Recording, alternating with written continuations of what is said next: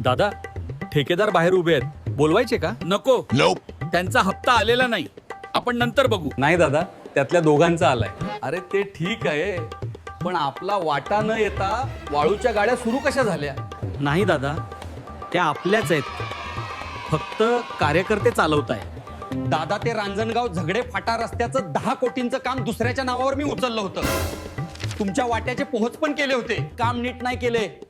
बिले उकळले म्हणून लोक लय भांडवल करू राहिले. अंगलट आलंय प्रकरण माझ्या. अरे काय बोगस लोक आहे तुम्ही.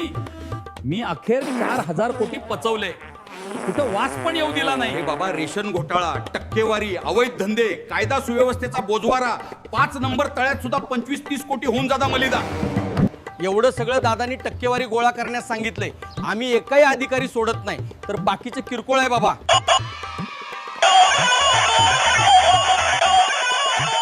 हो, तेवढा आज हप्ता पोहोच करा. आम्हाला निवडणूक आहे. तुमचे कारण नका सांगू मला.